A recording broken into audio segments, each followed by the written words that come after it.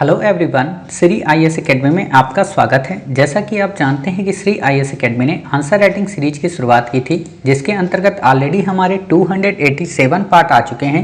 ये हमारा पार्ट 288 है। अपने इस पार्ट में हम देखेंगे कि आपके द्वारा हमारे टेलीग्राम चैनल पर किस प्रकार का प्रश्न लिखकर भेजा गया, उसे आपने किस तरीके से लिखा और वास्तव में आपको उसे कैसे लिखना चाहिए था। तो चलिए शुरू करते हैं। जैसा कि आप देख रहे हैं, ये प्रश्न आपके द्वारा हमारे टेलीग्राम चैनल पर भेजा गया। तो सबसे पहले हम आपके इस प्रश्न को पढ़ेंगे, आपके उत्तर को पढ़ेंगे और देखेंगे कि वास्तव में इसे आपने कैसे लिखा है और इसमें किन किन बिंदुओं को ऐड करने की आवश्यकता है। काफ़ी अच्छा प्रश्न है। प्रश्न है कि भूजल को भारत में पीने योग्य पानी का सबसे प्रमुख स्रोत माना जाता है। भारत में भूजल की चिंताजनक स्थिति पर प्रकाश डालते हुए बताएं कि इस समस्या से निपटने में अटल भूजल योजना किस प्रकार कारगर सिद्ध हो सकती है।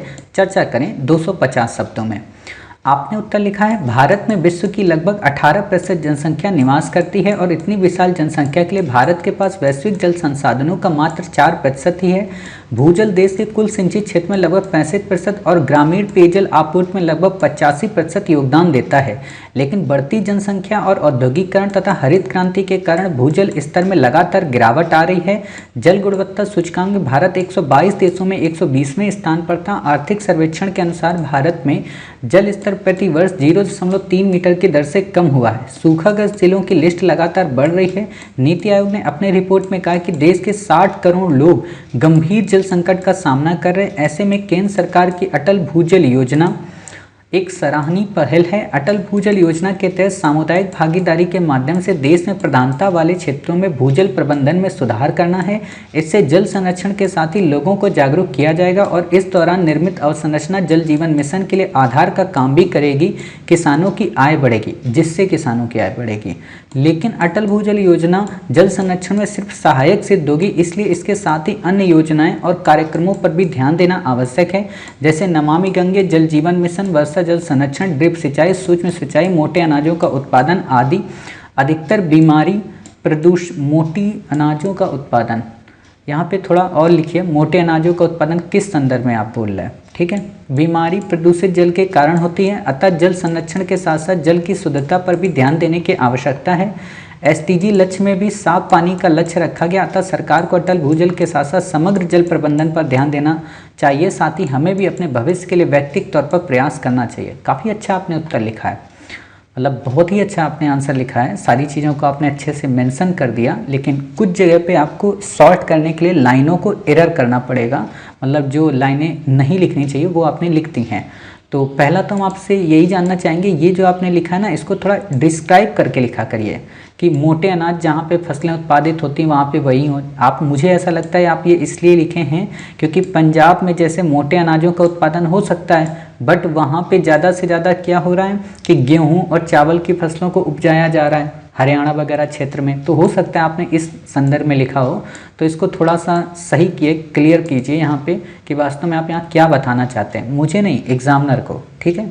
तो ये आपको काम करना है। दूसरी बात आपको यहाँ पे क्या करनी है कि आपका ये जो पैरा है इतना, ये बहुत काफ़ी है, मतलब डाटा देने के लिए और ये समझाने के लिए वास्तव में भारत में भूजल की क्या समस्या है, ठीक है। इसके बाद आप क्या करेंगे कि आपको यहाँ पर ये लाइन लिखने की ज़रूरत नहीं है, मतलब ये लाइनें नहीं लिखनी। क्यों?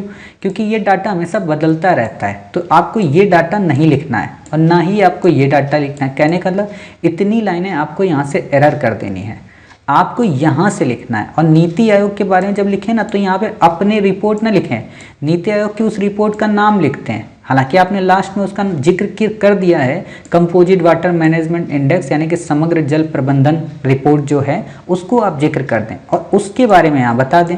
और फिर आप बता दें कि उपयुक्त इन समस्याओं को दूर करने में अटल भूजल योजना एक सराहनीय पहल है, उसके फिर प्रोविजन बता दें। समझ गए कि वर्ड को आप कैसे बचा सकते हैं, यानी कि 3, 6, 9, 12, 13, 14, 15, 18, 21 और 22, 23, 3, 26 और 4, 30, 32, यानी कि लगभग आप 40 वर्ड अपने बचा लेंगे। बहुत होते हैं 40 वर्ड, ठीक है। और तथ्य भी आपको नहीं रटना पड़ेगा, इतना तथ्य बहुत है, एनफ है इतना तथ्य जितना आपने दे दिया, क्लियर। और आपने यहाँ पे रीजन भी दे दिए जो कि काफ़ी अच्छी चीज़ है, और निष्कर्ष भी आपका काफ़ी लाजवाब है कि आपने इसमें सस्टेनेबल डेवलपमेंट गोल्स का भी रख दिया। अब यही देखो होता है, हमें नहीं पता है कि सस्टेनेबल डेवलपमेंट गोल्स में पहला नंबर है कि दूसरा है, चौथा है, सातवां है, आठवां, नहीं पता, लेकिन हमने लिख तो दिया ना SDG गोल्स, यही काफ़ी होता है। बच्चों को यही लगता है अरे अगर हमने तीसरा लिख दिया, चौथा लिख दिया, गलत हो गया तो अरे मत लिखो, UPSC भी जानती है आपको इतना तथ्य थोड़ा ना याद रखना है, ठीक है। तो ऐसा ही आप आंसर लिखिए, काफ़ी अच्छा आपने आंसर लिखा है यहाँ पे। तो मिलते हैं फिर आप ही के द्वारा भेजे गए एक और नए प्रश्न के साथ, तब तक अपना ख्याल रखिए और स्वस्थ रहिए।